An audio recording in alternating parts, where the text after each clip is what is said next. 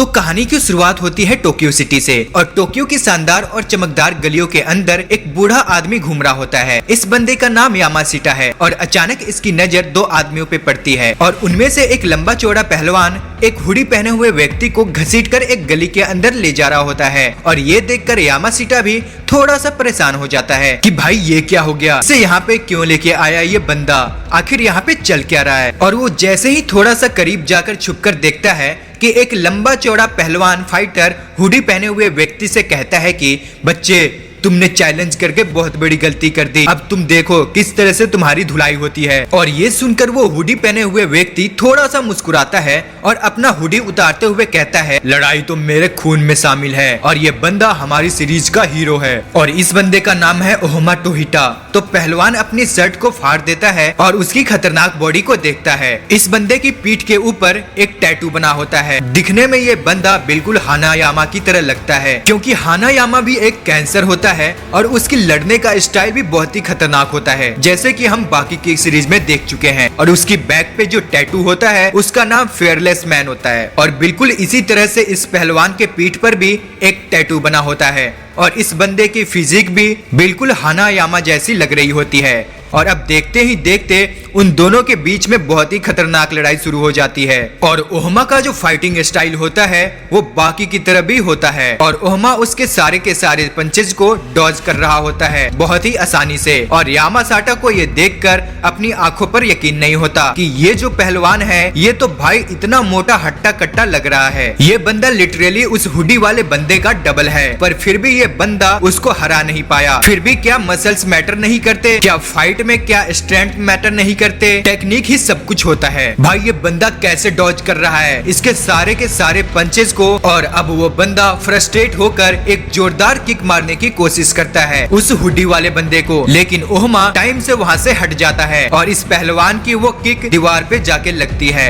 और वहाँ पे एक बहुत बड़ा होल हो जाता है। और अब जैसे ही वो बंदा ओहोमा पर किक से अटैक करने की कोशिश करता है तो ओहोमा बहुत ही आसानी से उसके मोटे और लंबे चौड़े बाजू को पकड़ लेता है और उसके एल्बो के ज्वाइंट तक को डिसलोकेट कर देता है और वो भी बहुत ही आसानी से। अब वो बंदा नीचे जमीन पर बैठ जाता है अपने घुटनों पर और ओहोमा इस मौके का फायदा उठाकर एक जोरदार लात मारता है उसके मुंह पर और अब वो किक लगते ही उस पहलवान को चक्कर आने शुरू हो जाते हैं और ओहोमा एक और किक मारता है उसके चेहरे पे और उसे हरा देता है। और अब जैसे ही ओहोमा वो फाइट जीत जाता है वो बूढ़ा आदमी उसके पास आता है और कहता है बच्चे तुम्हारा नाम क्या है, तुम तो बहुत ही अच्छे फाइटर हो। और ओहोमा अपना नाम बताते हुए कहता है मेरा नाम ओहोमा तोकिता है और तुम्हारा नाम क्या है, क्या तुम भी एक फाइटर हो, क्या तुम भी मुझे चैलेंज करना चाहते हो। और ये सुनते ही इस बुढ़े की फट जाती है और कहता है ना ना भाई मैं कोई फाइटर वाइटर नहीं हूँ। ओहोमा उससे कहता है ठीक है बच गए तुम। अब इस बंदे को बाकी की तरह दुनिया का सबसे स्ट्रॉन्गेस्ट फाइटर बनना होता है। अब यामाशिटा अपने ऑफिस पहुँचता है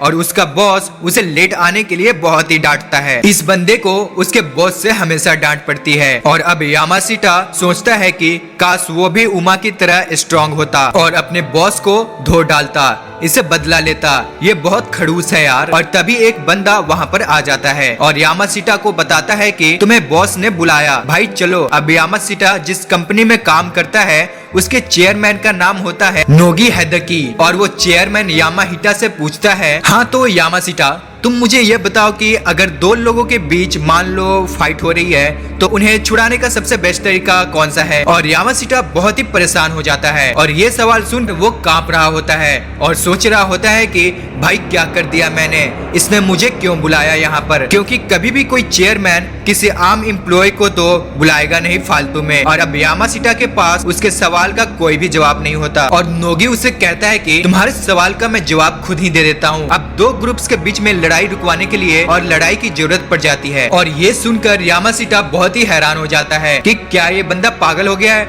मतलब एक लड़ाई दूसरी लड़ाई को कैसे खत्म कर सकती है, ये क्या बोल रहा है ये बंदा। और फिर नागी अपने हिस्ट्री के बारे में बताते हुए कहता है कि सन 1715 में बहुत से वर्कर आपस में फाइट किया कर रहे होते हैं और यहाँ तक कि वो एक हायर पोस्ट को पाने के लिए आपस में ही लड़ना झगड़ना शुरू कर दिया। उस टाइम का जो बादशाह था उसका खास आदमी बनने के लिए आपस में लड़ाई करनी पड़ती थी और ये लड़ाई इतनी हद तक बढ़ जाती थी कि कभी कभी बिजनेस ओनर्स थे वो भी आपस में फाइट करने लग पड़ते थे और वो जीतने के लिए किसी भी हद तक गिर जा रहे थे। लेकिन उन शाही दौर में एक शहजादे ने अपने सभी बिजनेस ओनर को एक आइडिया दिया। उन्होंने अपने लोगों को बताया कि दो ग्रुप्स का आपस में लड़ना एक बहुत ही बेवकूफी है, क्यों ना खुद लड़ने के बजाय तुम अपनी तरफ से अपने एक एक फाइटर को भेज दो। ये आइडिया सभी के सभी बिजनेस ओनर को बहुत ही पसंद आया और सभी कंपनीज जो कि आपस में लड़ना नहीं चाहती थी वो अपनी तरफ से एक एक फाइटर को चुन लेती है और जिसका फाइटर जीत जाता है उसी की शर्तें मानी जाती है